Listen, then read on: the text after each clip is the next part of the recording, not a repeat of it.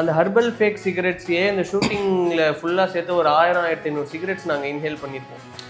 இந்த ஃபேக் சிகரெட்ஸை பண்ணும் போதே இந்த தொண்டையெல்லாம் ஒரு லைட்டாக டிஸ்கம்ஃபர்ட் வரும். அதுக்கப்புறம் வந்து வாடா போடான்னு சொல்லிட்டு கெட்ட வார்த்தையில் ஆரம்பிச்சு எல்லாரும் வந்து ஆரம்பிச்சு அந்த மாதிரி போயிடுச்சு. அதனால சப்போர்ட்டுன்றத நாங்கள் வந்து அந்த இடத்துல நாங்கள் ரியலாக தான் இது பண்ணுற மாதிரி ஒரு கேங்கு ஒரு இடத்துல இப்போ தனியாக இருந்து இப்போ பிடிச்சா என்ன பண்ணுவாங்களோ. இப்போ தமிழில் பார்த்தீங்கன்னா வந்துச்சுன்னா எல்லா ஜெனர் படமும் இங்கே கலந்துருக்கு. ஏன்னா இப்போ மலையாளம்னு பார்த்தோன்னா ஃபீல் குட்டு, தெலுங்குன்னு பார்த்தோன்னா இந்த மாதிரி கமர்ஷியல், கன்னடம் பார்த்தா அங்கே ஒரு சைடு. ஆனால் நம்ம தமிழில் மட்டும் தான் நிறைய எல்லா ஒரு ஜென்ஸும் வந்து ஏற்றுக்கிறாங்க. அது இன்னும் நம்ம பெருசுப்படுத்தணும். எனக்கு கற்றுக்கிட்டேங்கிறத விட எனக்கு ஃபுல் ஜேர்னியுமே ஒரு லேர்னிங்காக தான் இருந்தது. ஏன்னா நிறைய விஷயம் புதுசாக கற்றுக்கிட்டோம். இப்போது எனக்கு வந்து அவர் சொன்ன மாதிரி ஷார்ட் ஃபிலிம்ஸ் எல்லாம் நடிச்சிருக்கோம்.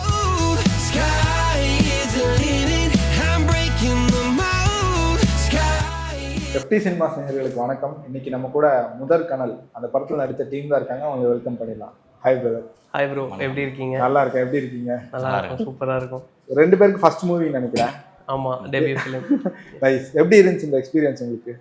எக்ஸ்பீரியன்ஸ் வைஸ் பார்க்கும்போது ஒரு ரொம்ப ஒண்டர்ஃபுல்லான எக்ஸ்பீரியன்ஸ் ப்ரோ. ஏன்னா நிறைய இடத்துல சொன்ன மாதிரி ஃபஸ்ட்டு டெபியூ ஃபிலிம்லேயே ஹீரோவாக வாய்ப்பு கிடைக்கிறதுங்கிறது நிறைய பேருக்கு கிடைக்கிறது இல்லை, நிறைய பேரோட கனவுன்னு சொல்லலாம். ஸோ அந்த ஃபஸ்ட்டு மூவியே வந்துட்டு ஒரு ரொம்ப ஒண்டர்ஃபுல்லான எக்ஸ்பீரியன்ஸ். ஷூட்டிங் போனதாக இருக்கட்டும், எல்லாம் காஸ்ட் அண்ட் க்ரூ ஃபுல்லாக ஃபேமிலி மாதிரி ஒரு ட்ரிப்பு போன மாதிரி போய் ஷூட் பண்ணிட்டு வந்தோம். ரொம்ப ஜாலியான எக்ஸ்பீரியன்ஸ். உங்களுக்கு? எனக்கும் ரொம்ப நல்லா ஜாலியாக போச்சுண்ணா. ஏன்னா ஃபஸ்ட்டு டைம் பெரிய கேமரா முன்னாடியில் நம்ம நடிக்கிறோம். ஏன்னா அதுக்கு முன்னாடி நம்ம ஷார்ட் ஃபிலிம், வெர்டிகல் சீரியஸ் அதெல்லாம் பண்ணிகிட்டு இருக்கோம்.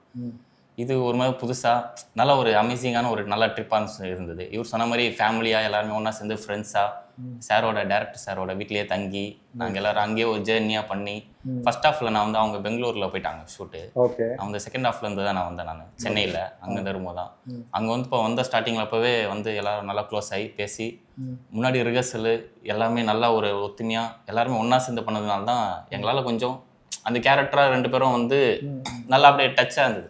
காம்போ பார்க்கறதுக்கு அப்படியே கொஞ்சம் நல்லா இருந்துச்சு. நானும் பார்த்தேன். அதனால 2 பேருமே சொல்றீங்க ஜாலியா இருந்துச்சு அப்படின்னு சொல்றீங்க. ஃபர்ஸ்ட் படம் ஜாலியா இருந்துச்சுங்க. இந்த படத்துல நீங்க என்ன கத்துக்கிட்டீங்க? ஏன்னா உங்க டைரக்டர் வந்து ஒரு எக்ஸ்பீரியன்ஸான டைரக்டர். அவர்கிட்ட வந்து நீங்க எந்த மாதிரி கத்துக்கிட்டீங்க? இல்லை, எனக்கு கற்றுக்கிட்டேங்கிறத விட எனக்கு ஃபுல் ஜேர்னியுமே ஒரு லேர்னிங்காக தான் இருந்தது. ஏன்னா நிறைய விஷயம் புதுசாக கற்றுக்கிட்டோம். இப்போது எனக்கு வந்து அவர் சொன்ன மாதிரி ஷார்ட் ஃபிலிம்ஸ் எல்லாம் நடிச்சிருக்கோம். அப்போது எனக்கு வந்து ஃப்ரேம்க்கு இப்படி இருக்கணும்டா, ஃப்ரேம் அவுட்டு போகணுன்னா இந்த பக்கம் திரும்பி போகணும், ஃப்ரேம்க்கு அக்கார்டிங்காக எப்படி நடிக்கணும், கேமரா ஆங்கிள், அதாவது லென்ஸுக்கு ஏற்ற மாதிரி நடிக்கிறதுக்கெல்லாம் சொல்லி கொடுத்தாங்க. அவர் கேமராமேன் வந்துட்டு 35 போடு அப்படின்னா 35ல் நமக்கு எவ்வளோ தூரம் ஃப்ரேம் இருக்கும் அப்படிங்கிற அளவுக்கு அவங்க சொல்லி கொடுத்துட்டாங்க. 35னா இவ்வளோ தூரம் வரும், இது வரைக்கும் நம்ம பர்ஃபார்ம் பண்ணணும் அப்படின்ற அளவுக்கு. டெக்னிக்கல் வைஸும் நிறையா கற்றுக்கிட்டோம். ஆக்டிங் வைஸுமே வந்து சொன்ன மாதிரி நாங்கள் சார் வீட்டில் ப்ரீ ப்ரொடக்ஷன் டைமில் ஒரு 2 months ஃபுல்லாக அங்கே போயிட்டோம். டயலாக்ஸ்லேருந்து எங்கள் யாருக்குமே வந்து இந்த ஸ்மோக்கிங் எந்த பழக்கமுமே கிடையாது. அது முதற்கொண்டு எங்களுக்கு ட்ரைனிங் இருந்தது. நாங்கள் ஈவினிங் 5 மணி ஆனால் டீ கடைக்கு போய் உட்காந்துட்டு எல்லாரும் எப்படி தம் அடிக்கிறாங்க என்ன எதுங்கிறத பார்த்துட்டு, ஏன்னா ஃபஸ்ட்லாம் பிடிக்கும் போது இப்படி வச்சுருப்போம், அது படத்துக்கு வந்து ஒரு மாதிரி அமெச்சர் மாதிரி இருக்குங்கிறவே அதெல்லாம் கற்றுக்கிட்டு உள்ளே எப்படி அந்த ஸ்மோக்கை ஹோல்ட் பண்ணணும், அதை எப்படி வெளியே விடணும், இது முதற்கொண்டு சொல்லி. இல்லை, அது நான் உங்களோட இதில் நோட் பண்ணேன். ஸ்டார்டிங்லேருந்து நீங்கள் பண்ணும்போது அந்த ஃபஸ்ட்டு அந்த அதை பற்ற வைக்கும் போது இருந்த இதுவும் கடைசியாக நீங்கள் அந்த சிகரெட்டில் ட்ரக்ஸில் அடிக்ட் ஆகும்போது பண்ணதும் நல்லாவே டிஃப்ரெண்ட் தெரிஞ்சு சொல்லுவோம். அதெல்லாம் சார்கிட்ட இருந்து வந்தது தான். ஆமாம், சூப்பராக சொல்லி கொடுத்தாங்க. அதாவது எவ்ரிதிங், அது ஆக்டிங் வைஸாக இருக்கட்டும், டெக்னிக்கல் வைஸாக இருக்கட்டும், சார்கிட்டேருந்து லைஃபுக்கும் நிறைய விஷயம் கற்றுக்கிட்டோம். இது எல்லாமே பெஸ்ட் லேர்னிங் தான் சொல்லுவேன். ஸோ நீங்கள் வந்து செகண்ட் ஹாஃபில் தான் ஜாயின் ஆகிறீங்க படத்துலையே.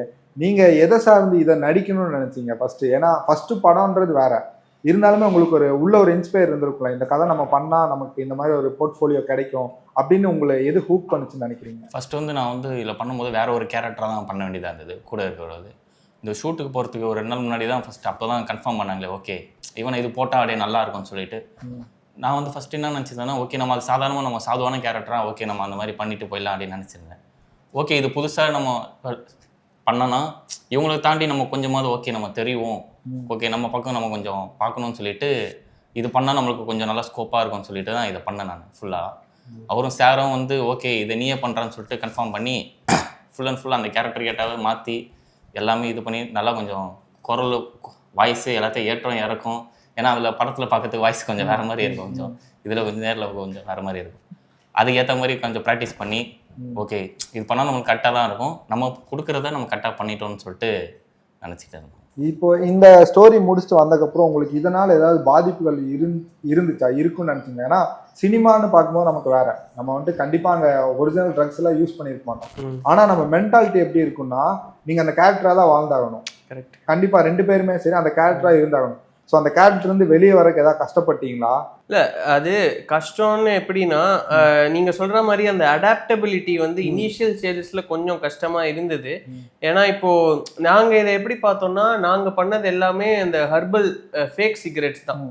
அந்த ஹர்பல் ஃபேக் சிகரெட்ஸையே இந்த ஷூட்டிங்கில் ஃபுல்லாக சேர்த்து ஒரு 1000-1500 சிகரெட்ஸ் நாங்கள் இன்ஹேல் பண்ணியிருப்போம். இந்த ஃபேக் சிகரெட்ஸை பண்ணும்போதே இந்த தொண்டையெல்லாம் ஒரு லைட்டாக டிஸ்கம்ஃபர்ட் வரும். நம்ம இந்த ஹர்பல் ஸ்மோக் உள்ளே போகும்போதே நமக்கு இப்படி இருக்கே, ஒரிஜினல் பண்ணுறவங்களுக்கு எப்படி இருக்கும் அப்படிங்கிற அந்த ஒரு தாக்கம் தான். ஏன்னா இப்போ நாங்கள் ப்ரீ ப்ரொடக்ஷன்லாம் இருக்கும்போது சார் எங்களுக்கு இதுக்கு ரிலேட்டடாக நிறைய R&D பண்ணி டாக்குமெண்ட்ரிஸ்லாம் காமிப்பார். இந்த டாக்குமெண்ட்ரிஸ்லாம் இது இவ்வளோ டீப்பாக போகும், இது இவ்வளோ அஃபெக்ட் பண்ணும் அப்படின்னும் போது ஸோ அது எல்லாத்தையும் தெரிஞ்சுக்கிட்டு இந்த ஒரு எக்ஸ்பீரியன்ஸே வந்து ஒரு ஐ ஓப்பனிங் எக்ஸ்பீரியன்ஸாக இருந்தது. அதுதான் வந்து எங்களுக்கு பெரிய மாற்றம்னே சொல்லுவோம். ஏன்னா இதுக்கு முன்னாடி படத்துக்கு முன்னாடி எனக்கு நார்காட்டிக் அனானிமஸ்னால் என்னன்னு தெரியாது, ரீஹாபிலிட்டேஷன் சென்டரில் என்ன நடக்கும் ஏது ஒன்றுமே தெரியாது எனக்கு. இது வந்ததுக்கப்புறம் இது எல்லாமே ஒரு ஐ ஓப்பனிங்காக தான் இருந்தது அப்படின்னு சொல்லுவேன் நான். அதனால இப்போ டீ கடையில் டபுள் ஷிஃப்ட் எவ்வளோ வேலை, அக்கௌண்ட் பேங்க் எவ்வளோ வேலை, எல்லாத்தையும் நல்லா தெரிஞ்சுக்கிட்டு எப்படி தெரிஞ்சு வாங்குறதுனால தெரிஞ்சா? இல்லை, அங்கே ட்ரைனிங்க்கு அங்கே தானே போய் ஆகணும். டீ கடையில் போயிட்டு எல்லாரும் அடிச்சிட்டு இருப்பாங்க, நாங்கள் நின்று ஓகே இவர் இப்படி புகை விடுறாரு, மூக்கு வழியா எப்படி புகை விடுறாரு அதெல்லாம் பார்த்துட்டு இருப்போம் நாங்கள். ஸோ உங்கள் டீம் உங்களுக்கு எவ்வளோ சப்போர்ட்டிவாக இருந்துச்சு? டேரக்டர் சைடு என்னதான் இருந்தாலுமே, டேரக்டர் ஏடி ஆகட்டும் உங்களுக்கு ஒரு சப்போர்ட் இருந்திருக்கும். ஆனால் கோஆர்டிஸ்ட்ன்றது ரொம்ப இம்பார்ட்டன்ட் நமக்கு. அவங்களோட டீம் சப்போர்ட் அந்த ஷூட்டிங் ஸ்பாட்டில் எப்படி இருந்துச்சு? உங்கள் டீமை பற்றி சொல்லுங்கள். டீம்னு இல்லாமல் நாங்கள் ஒரு எல்லாமே நல்ல ஒரு ஃப்ரெண்ட்ஸுங்க. ஃபுல்லாக எல்லாருமே வந்து வாடா போடா அப்படின்லாம் இது பண்ணி ஃபஸ்ட்டு எடுத்தோன்னே ஆரம்பத்தில் ஒரு 5 நிமிஷம் ப்ரோ சொல்லி கூட ஆரம்பிச்சோம். அதுக்கப்புறம் வந்து வாடா போடான்னு சொல்லிட்டு கெட்ட வார்த்தையில் ஆரம்பிச்சு எல்லாமே வந்து ஆரம்பிச்சு அந்த மாதிரி போயிடுச்சு. அதனால சப்போர்ட்டுன்றதால நாங்கள் வந்து அந்த இடத்துல நாங்கள் ரியலாக தான் இது பண்ணுற மாதிரி ஒரு கேங்கு ஒரு இடத்துல இப்போ தனியாக இருந்து இப்போ குடிச்சா என்ன பண்ணுவாங்களோ அதை நாங்கள் உண்மையாக அதை செஞ்சு அது பேசுகிறது நடக்கிறது இந்த மாதிரி இது பண்ணுறது கலாய்க்கிறது அந்த மாதிரி தான் நாங்கள் ஃப்ரெண்ட்ஸாக சேர்ந்து அது பண்ணோம். அதனால இது ஒரு ஆக்டிங்கை தாண்டியோட அந்த சீனை நாங்கள் உண்மையாக இருந்தால் எப்படி இருக்கும்னு சொல்லிட்டு இப்போ தனியாக போயிட்டு சரக்கரிச்சா எப்படி இருக்கும்னு சொல்லிட்டு அதனால அது நல்லா பண்ணும். அதனால தான் போச்சு. அவர் சொல்ற மாதிரி அந்த ஃப்ரெண்ட்ஸ் பாண்டிங், அது ஆர்டிஸ்ட்ன்ற ஒரு பெர்ஸ்பெக்டிவ்ல பார்த்தோம் அப்படின்னா அந்த ஒரு பாண்டிங் அந்த இடத்துல வந்திருக்காது, அவ்வளோ பர்ஃபார்மன்ஸ் பண்ண முடியாது. எல்லாரும் உண்மையிலேயே ரியல் லைஃப்லயே ஜாலியாக இருந்ததுனால அங்கே போய் அதை பண்ணும்போது ஒரு மாதிரி ஈஸியாக இருந்தது எங்களுக்கு. ஸோ நீங்கள் மெயின் லீட் பண்ணியிருக்கீங்க, உங்கள் கோ ஆர்டிஸ்ட்ல உங்களுக்கு யார் காம்படிஷனாக இருந்தாங்கன்னு நினைக்கிறீங்க? ஏன்னா கண்டிப்பாக நிறைய பேர் நல்லா பண்ணாங்க படத்தில், ஆனால் உங்களுக்குன்னு ஒரு ரோல் தோணிருக்கலாம், இந்த ரோல் எனக்கு கிடைச்சிருந்தா நல்லா இருக்குமே அப்படின்ற மாதிரி தோணுச்சா?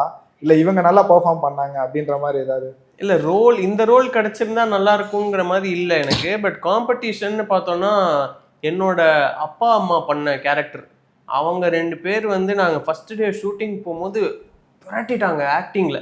எனக்கு அவங்க டேக்லாம் வைக்கும்போது நம்ம எப்படிடா இவங்களை மேட்ச் பண்ண போகிறோம் அப்படின்ற மாதிரி ஒரு இது இருந்தது. அப்புறம் ராஜேஷ் பாண்டின்ற கேரக்டரோட அம்மா பண்ணவங்களும் இவங்க எல்லாருமே கன்னடா சீரியல் ஆர்டிஸ்ட்டு, செம்மையாக பண்ணியிருப்பாங்க, சூப்பராக பண்ணியிருப்பாங்க.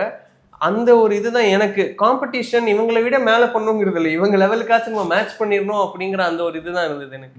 ஸோ நீங்கள் ஃபர்ஸ்ட் படம் பார்த்துட்டு வந்துட்டீங்க, ஆடியன்ஸ் கூட நீங்கள் பார்க்குறீங்க, அந்த எக்ஸ்பீரியன்ஸ் கண்டிப்பாக உங்களுக்கு புதுசாக இருந்திருக்கும். அதில் என்ன தெரிஞ்சிச்சு உங்களுக்கு? இப்போ ஸ்க்ரீனில் பார்க்கும்போது படமாக எடுக்கும்போது வேற, ஸ்க்ரீனில் பார்க்கும்போது உங்களுக்கு ஒரு சில மிஸ்டேக்ஸ்லாம் தெரிஞ்சிருக்கும். அதை எந்த மாதிரி நோட் பண்ணீங்க? ஆடியன்ஸ் பாயிண்ட் ஆஃப் வியூலேருந்து பார்க்கும்போது உங்களுக்கு எப்படி இருந்துச்சு ஸ்க்ரீன் ப்ரெசன்ஸில்? அது மிஸ்டேக்ஸுங்கிறத விட ஒரு சில இடத்துல பேட்ச் ஒர்க்லாம் ஒரு சிலது பண்ணியிருப்போம் நாங்கள். அது வந்து வெளியே ஆடியன்ஸாக பார்க்கும்போது அவங்களுக்கு தெரியாது. ஒரு இடத்துல சீரியஸான சீன் நடந்துட்டு இருக்கோம், பட் அந்த இடத்துல ஷூட்டிங் நடந்தபோது நாங்கள் சிரிச்சிட்டு இருந்தோம்.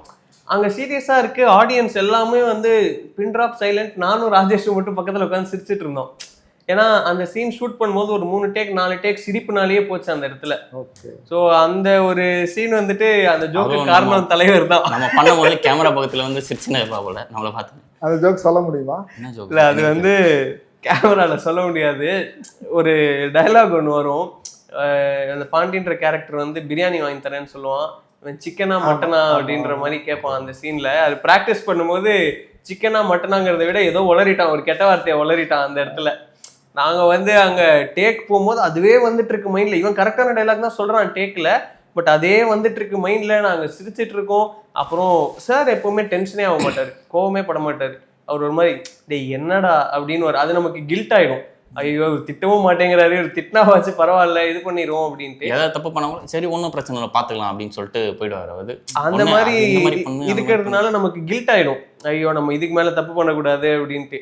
ஸோ அந்த சீரியஸான சீன் வரும்போது மக்கள் கூட பார்க்கும்போது நாங்கள் மட்டும் சிரிச்சிட்டு இருந்தோம். சரி ஓகே எல்லாரும் சீரியஸாக இருக்காங்க, அமைதியாக இருக்கணும் அப்படின்னு. இல்லை ஃபஸ்ட்டு அவங்க பார்க்கும்போது சீனை என்ன சொல்ல போகிறோம் அப்படின்னு சொல்லிட்டு பயந்துகிட்டு இருந்தோம். ஓகே ஸ்க்ரீனில் பார்த்துட்டு என்னடா இப்படி பண்ணுறாங்கன்னு சொல்லிட்டு. ஆனால் பார்த்துட்டு அவங்க நிறைய பேர் ரியலைஸ் ஆனாங்க, சீன் ஓகே இந்த மாதிரி நடக்குது, இந்த மாதிரி ஓகே பசங்க பண்ணுறாங்க, இந்த மாதிரி கெட்டு போகிறது வீட்டில் நம்ம கண்டுக்காமலேயும் பசங்க நம்ம என்ன பண்ணுறாங்கன்னு சொல்லிட்டு நம்ம கேட்கணும் அப்படின்னு சொல்லிட்டு வந்தாங்க. நிறைய பேர் வந்து சொன்னாங்க எங்ககிட்டயும் வந்து பார்த்தவங்களாம், நல்லா பண்ணியிருந்தப்பா, பண்ணிவிட்டு உண்மையாகவே இந்த மாதிரி நடக்குது, எங்கள் வீட்லேயும் ஒரு பையன் இந்த மாதிரிலாம் நடக்குது அப்படின்னு சொல்லிட்டு நல்லா ரியலைஸ் பண்ணி நல்லா படம் நல்லா ஓடணும் அப்படின்னு சொல்லிட்டு போயிருங்க. ஸோ 2 பேருக்கும் டெபியூ இது. உங்களை வந்து இந்த தமிழ் சினிமா ஒரு 5 வருஷம் கழிச்சும் ஞாபகம் வச்சுக்கணும் அப்படின்னா நீங்க எந்த மாதிரி உழைப்பை கொடுக்கணும் நீங்க 2 பேருக்கும் கேட்குறேன். ஏன்னா சினிமாவா ஒன்று வேற இல்லை, நம்ம லைஃப் வேற, சினிமா லைஃப்ன்றது வேற. கண்டிப்பா சினிமானா நம்ம ஞாபகம் வச்சுக்கணும். யாரா இருந்தாலும் இருக்கும், கமல் சாரா இருக்கட்டும், ரஜினி சாரா இருக்கட்டும், அஜித் விஜய் யாரா இருந்தாலும் அவங்க ஞாபகம் வச்சுக்க அவங்க ஒன்று பண்ணியிருப்பாங்க. நீங்க அந்த மாதிரி என்ன பண்ணணும்னு நினைக்கிறீங்க, சினிமாவில் என்ன பண்ணணும்னு நினைக்கிறீங்க?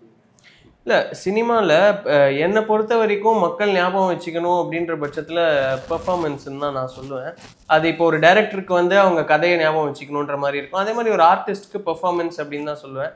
ஸோ இந்த இதில் வந்து எனக்கு ஃபஸ்ட்டு டெபியூ ஃபிலிம்லேயே இந்த பெர்ஃபார்மன்ஸ் கிடச்சது ரொம்ப ஹாப்பி தான். பட் எனக்கு என்னென்னா ஒரு அல்டிமேட் கோர் பர்ஃபார்மன்ஸ் அப்படின்ற மாதிரி ஒரு ஸ்டோரி லைன் ஏதாவது ஒன்று வந்து அந்த ஸ்டோரி லைன் மக்கள் பார்த்து அது கமர்ஷியல் ஸ்டோரியோ செகண்டரி, அது வந்து கம்ப்ளீட்லி செகண்டரி. எனக்கு அந்த பெர்ஃபார்மன்ஸ் ஓரியன்டாக ஃபிலிம்ஸ் இருந்ததுன்னா இன்னும் பெட்டராக இருக்கும், மக்கள் இன்னும் ஜாஸ்தி ஞாபகம் வச்சுப்பாங்க அப்படின்ற அந்த ஒரு இதுதான் இருக்குது. அந்த மாதிரி ஒன்று பண்ணணும்னு தான் மைண்டில் இருக்குது. பை காட்ஸ் கிரேஸ் ஆப்பர்ச்சுனிட்டி வந்ததுன்னா வீக்கெண்ட் ஏதாவது வந்துச்சு அடுத்தது? இல்லை பேசிகிட்டு இருக்கோம், ஒரு 2 பேர்கிட்ட பேசிகிட்டு இருக்கோம், 2 டைரக்டர்ஸ் கிட்ட பேசிகிட்டு இருக்கோம். அப்டேட்ஸ் கொடுக்கலாம். நீங்கள் சொல்லுங்கள். இவர் சொன்ன மாதிரி ஆக்டிங் ஒன்று, அப்புறம் வந்து நிறைய டிஃப்ரெண்டாக ஸ்டோரிஸாக பண்ணணும். இப்போ புதுசு இப்போ எல்லாமே ஒரே ஒன் சைடாக கமர்ஷியல். இப்போ ஒரு டெம்ப்ளேட் ஹிட் ஆயிடுச்சுன்னா நம்ம அதே மாதிரி இப்போ பேய் படம் ஹிட் ஆயிடுச்சுன்னா ஃபுல்லாக பேய் படம் அந்த மாதிரி இல்லாமல் ஃபுல்லாக இப்போ தமிழில் பார்த்தீங்கன்னா வந்துச்சுன்னா எல்லா ஜெனர் படமும் இங்கே கலந்துருக்கு. ஏன்னா இப்போ மலையாளம்னு பார்த்தோன்னா ஃபீல் குட்டு, தெலுங்குன்னு பார்த்தோன்னா இந்த மாதிரி கமர்ஷியல், கன்னடம் பார்த்தா அங்கே ஒரு சைடு. ஆனால் நம்ம தமிழில் மட்டும் தான் நிறைய எல்லா ஒரு ஜென்ஸும் வந்து ஏற்றுக்கிறாங்க. அது இன்னும் நம்ம பெருசுப்படுத்தணும், அதில் நம்ம ஒரு பங்காக இருக்கணும்னு சொல்லிட்டு நினைக்கிறேன். சந்தோஷம். ஸோ 2 பேரும் தமிழ் சினிமாவுக்கு புதுசாக அறிமுகமாயிருக்கீங்க, ஒரு நல்ல கதையில தான் வந்திருக்கீங்கன்னு சொல்லலாம். இப்போ டேரக்டருக்கு கண்டிப்பாக நீங்கள் அந்த அது எப்படி சொல்றது நன்றி விசுவாசம் அப்படி இல்ல அது இருக்கணும். நீங்க சொல்றீங்களோ சொல்லி அது கண்டிப்பா இருக்கணும். ஏன்னா காலேஜ் ஆடிஷன் முடிச்சுட்டு காலேஜ் பையனுக்கு ஃபர்ஸ்ட் படமே இவ்வளோ பெரிய ரோல் கொடுக்கறது வந்து ஆப்வியஸ்லி பிளெஸிங்னு தான் சொல்லணும். ஸோ அவங்களோட சார் அவங்களோட பிளெஸிங்ஸ் எல்லாமும் சேர்ந்து இருக்கணும் கண்டிப்பா. அதுவும் ரொம்ப நன்றி. ஏன்னா எல்லாருமே பார்த்தீங்கன்னா நியூ ஃபேஸு, ஏன்னா இது முன்னாடி பண்ணதில்லை. எங்களை நம்பி இது கொடுத்ததுக்கும் ஓகே இவங்கெல்லாம் நல்லா பண்ணுவாங்க, நம்மளுக்கு நல்லா பண்ணி கொடுப்பாங்க அப்படின்னு நினச்சதுக்கும் ரொம்ப நன்றி. நிச்சயமாக முதல் படம் அது வந்து கண்டிப்பாக உங்களுக்கு கை கொடுத்துருக்கும். அடுத்தது ப்ராஜெக்ட் நல்லா பண்ணுங்க, நல்ல கேரக்டராக சூஸ் பண்ணுங்க. FT சினிமா சார்பாக உங்களுக்கு வாழ்த்துக்கள் சொல்லிக்கிறோம். கண்டிப்பாக. Thank you so much. Thank you for inviting. நன்றி. நல்லா கேள்வி கேட்டீங்க. தேங்க்யூ.